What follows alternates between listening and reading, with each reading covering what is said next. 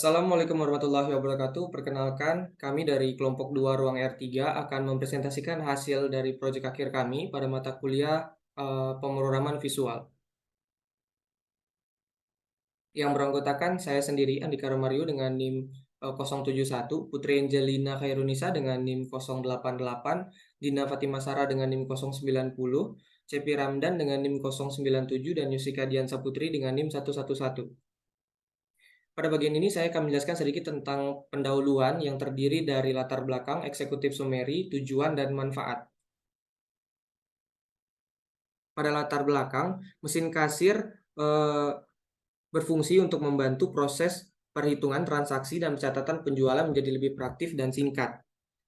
Dengan memiliki pencatatan penjualan yang salah dan tidak sesuai dapat memberikan dampak yang buruk hingga terjadi kebangkrutan. Slide selanjutnya akan dijelaskan oleh rekan tim saya. Baik, eksekutif summary. Aplikasi kasir ini merupakan sebuah program aplikasi yang dibuat berdasarkan kebutuhan pemilik usaha bakery. Kekurangan jika tidak menggunakan aplikasi kasir pada sebuah perusahaan yaitu kemungkinan kesalahan hitung, kesulitan dalam pencatatan transaksi, kurangnya efisiensi, dan kurangnya keamanan. Oleh karena itu, pengguna aplikasi kasir dapat membantu bisnis untuk meningkatkan efisiensi. Next. Tujuan dalam pembuatan aplikasi ini yang pertama mengganti mesin kasir yang memiliki sistem kurang terintegrasi, membantu proses transaksi penjualan bisnis, dan mendapatkan analisis data penjualan secara real time. Next, manfaat yang pertama ada portabilitas, di mana dengan menggunakan aplikasi kasir, pemilik usaha dapat mengakses sistem kasir dari perangkat mobile atau tablet yang dapat dibawa kemana saja, dan memungkinkan untuk menerima pembayaran dan mengelola transaksi di tempat-tempat yang tidak terbatas. Yang kedua, ada manajemen persediaan yang tepat, di mana aplikasi kasir seringkali terintegrasi dengan sistem manajemen persediaan yang memungkinkan pemilik usaha memantau stok barang secara real time. Yang ketiga, pelanggan yang lebih puas, di mana aplikasi kasir memungkinkan pemilik usaha untuk memberikan pengalaman pembayaran yang lebih baik kepada pelanggan, serta proses pembayaran yang cepat. Selanjutnya akan dibacakan oleh rekan saya.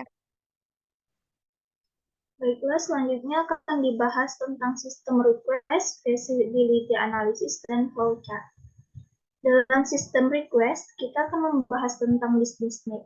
Business need dari proyek ini yaitu adanya kebutuhan aplikasi untuk meningkatkan efisiensi, mengurangi kesalahan hitung, meningkatkan keamanan, dan memudahkan pencatatan transaksi secara akurat dan efisien. Untuk business requirement, persyaratan bisnis dari aplikasi kasir Bolu Bakery ini diantaranya ada yang pertama menampilkan transaksi pembelian secara keseluruhan setiap harinya, lalu yang kedua menampilkan stok roti serta menampilkan harga roti. Selanjutnya business value ada dua yaitu intangible dan tangible. Dalam tangible ada efisiensi operasional, akurasi transaksi, pengelolaan stok, dan analisis data. Sedangkan dalam intangible, yaitu ada peningkatan pengalaman pelanggan, meningkatkan kualitas layanan, meningkatkan kreativitas dan inovasi, peningkatan keamanan, serta peningkatan produktivitas. Special issue or constraints dari proyek ini, aplikasi kasir ini harus selesai dalam waktu 6 bulan. Selanjutnya, ada feasibility analysis, ada 3 yaitu technical feasibility, economic feasibility, dan organizational feasibility. Dalam technical feasibility, ada 4 yaitu familiarity with functional area, yaitu area utama digunakannya aplikasi kasir ini membutuhkan jaringan operator yang sesuai. Kemudian familiarity with technology, operator IT kami sedang belajar. Yang selanjutnya project size, project ini akan dikerjakan selama kurang lebih 2 bulan dengan tim project yang berjumlah 5 orang. Terakhir ada compatibility, yaitu tidak perlu atau tidak harus ada integrasi karena ini sistem tunggal.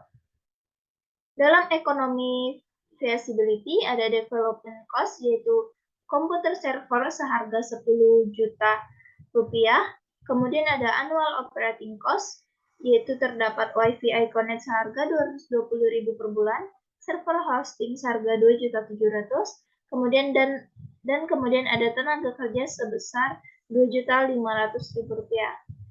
Kemudian ada analisis annual benefit, yaitu cost saving and revenue, yaitu biaya operasional per bulan seharga 500.000. Kemudian ada intangible cost and benefit. Yang pertama, meningkatkan efisiensi operasional dalam mengelola transaksi. Yang kedua, meningkatkan pemindaian barang dan mengeluarkan bukti transaksi atau pembelian. Selanjutnya, organizational feasibility is the project strategically aligned with the business. Project ini sudah selaras dengan bisnis. Project championnya ada Cepi Ramdan, senior manajemen. Aplikasi kasir ini dapat menciptakan performa dan langkah baru untuk customer yang berbelanja di bakery yang menggunakan aplikasi kasir kami. User dari aplikasi ini adalah kasir itu sendiri, alternate stakeholder. Project ini diharapkan dapat menjalin kerjasama dengan project serupa yang mana dapat membantu dalam memudahkan proses transaksi belanja di Bolu Bakery. Selanjutnya akan dijelaskan oleh rekan saya, Dinda. Baiklah, di sini saya akan menjelaskan mengenai flowchart. Flowchart ini berguna untuk menampilkan langkah-langkah dan keputusan untuk melakukan sebuah proses dari suatu program atau aplikasi. Di sini bisa kita lihat bahwa di sini ada langkah-langkah dan juga keputusan. Yang pertama itu, langkah pertama ada start. Start ini adalah membuka halaman aplikasi kita. Kemudian akan tampil halaman input username dan password. Nah, saat kita input username dan password itu, kita akan menuju ke login. Di mana login akan terdapat decision atau sebuah keputusan, yaitu persetujuan verifikasian password. Nah, di decision ini akan ada dua pilihan, itu sesuai atau tidak sesuai. Jika tidak sesuai, dia akan menginputkan data username dan password ulang. Kemudian jika sesuai, dia akan langsung menampilkan halaman menu. Nah, saat ke halaman menu itu, kita bisa menginputkan nama, nomor telepon, dan juga alamat dari si customer. Nah, data ini itu untuk data bagi yang ingin booking Bolu Bakery untuk di hari ke depan harinya. Kemudian kita akan menginput produk, kemudian hitung total harga, lalu akan ada masukan pembayaran. Nah, saat masukkan pembayaran itu ada data untuk kembaliannya, kemudian menu ke pembayaran total. Nah, pembayaran di sini kita masih menggunakan manual, belum ada transaksi pembayaran secara online maupun menyetak struk. Kemudian akan ada halaman logout dan langkah-langkah terakhir yaitu finish.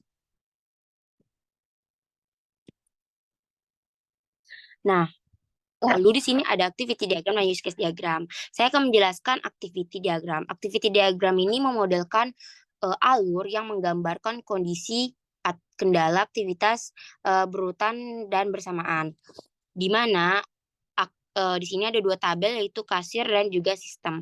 Yang bulat itu merupakan aktor di sini yaitu kasir. Bisa kita lihat bahwa activity diagram ini sangat komplit. Jadi kita langsung masuk saja ke use case diagram. Use case diagram ini bertujuan untuk menggambarkan fungsionalitas, yaitu apa yang sistem atau aplikasi lakukan dan bukan bagaimana hal itu yang dilakukan. Jadi ini berbeda dengan activity diagram. Di mana use case diagram kita ada aktornya itu yaitu kasir. Kasir ini kita bisa login dan juga nanti ada include dan exclude-nya untuk memverifikasi password. Kemudian aktor ini memiliki 3 fungsionalitas. Yang pertama manajemen produk, kedua manajemen pelanggan, kemudian ketiga transaksi manual. Next.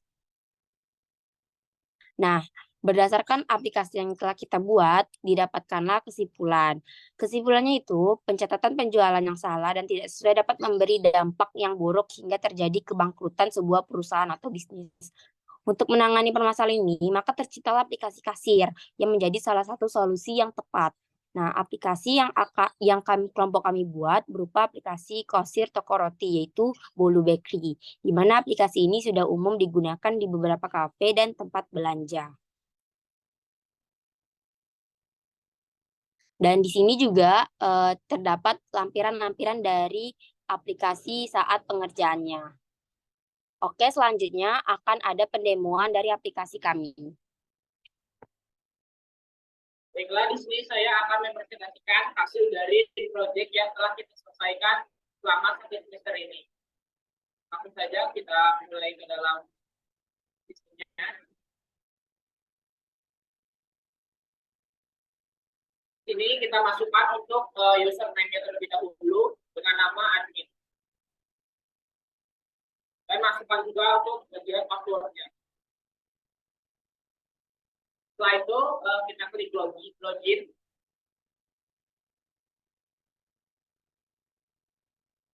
Pada bagian ini si pemilik toko dapat menginputkan nama untuk produknya. Contohnya di sini saya kasih nama kue. Dan untuk harganya saya kasih 30.000.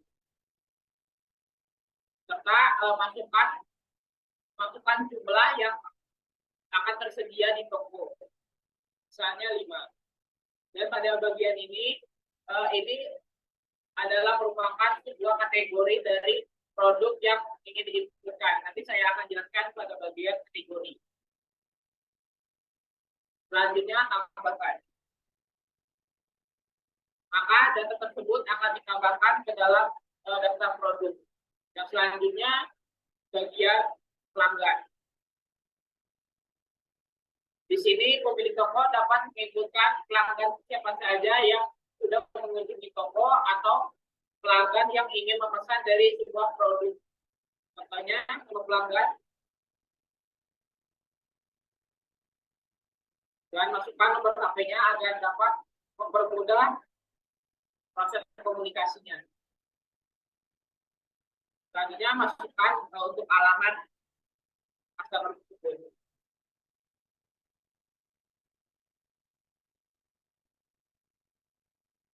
Lalu data tersebut ditambahkan. Ya, di sini juga jika terdapat kesalahan maka dapat mengedit dari daftar produk tersebut. Selanjutnya kita akan masuk ke bagian kategori. Pada bagian kategori ini pemilik toko dapat menginputkan kategori apa saja yang ingin dijual di tokonya. Contohnya di sini sudah ada kategori kue, makanan ringan, dan dapat ditambahkan lagi, contohnya berupa minuman.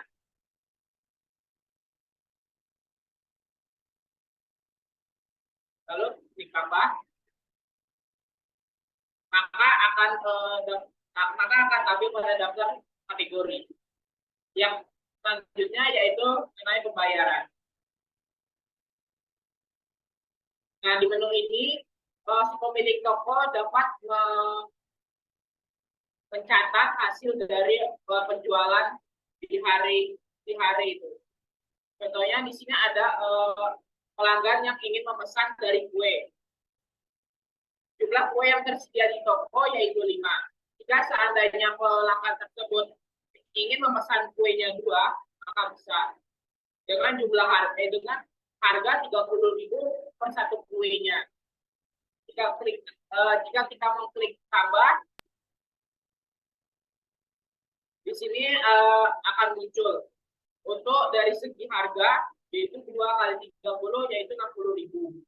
Dan kita juga dapat menambahkan serta menyimpan list dari penjualan yang sudah terjual dengan mengklik simpan. Di sini akan tertuliskan untuk tanggal, bulan, serta tahunnya.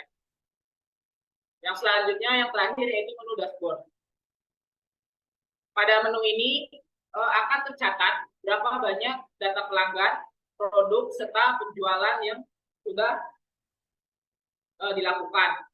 Contohnya di sini, untuk data pelanggan, di sini terdapat 2 pelanggan. Mari kita cek.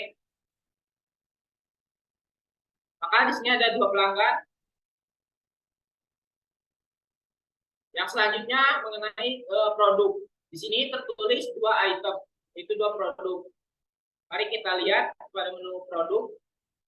Di sini terdapat 2 produk. Dan untuk bagian terakhir yaitu bagian penjualan. Di sini terdapat pencatatan dari hasil yang telah terjual. Yang terdapat pada menu pembayaran. Dan di sini juga saya akan sedikit memperlihatkan codingan dari proyek yang telah kami kerjakan. Di sini rekan-rekan bisa lihat untuk bagian codingnya. Dan untuk bagian codingan ini saya kasih komentar agar rekan-rekan tim saya juga dapat mempelajari codingan proyeknya. Jadi tidak hanya satu orang saja yang memahami, tetapi harapannya agar semua anggota rekan-rekan dapat memahaminya juga. Dan untuk saling belajar satu sama lain. Di sini ada desain dari tampilannya.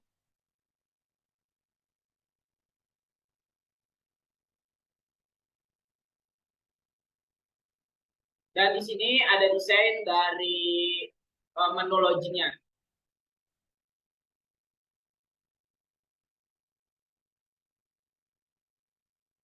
Mungkin cukup sekian yang dapat saya sampaikan pada pendemoan dari proyek kita. Saya kembalikan kepada moderator. Terima kasih kepada semua rekan tim. Sebelumnya juga terima kasih kepada Bapak yang telah memberikan kesempatan kepada kami untuk presentasi melalui online menggunakan Zoom. Mohon maaf apabila terdapat kesalahan dan kekurangan. Saya akhiri wabillahi taufik walhidayah. Wassalamualaikum warahmatullahi wabarakatuh. Terima kasih.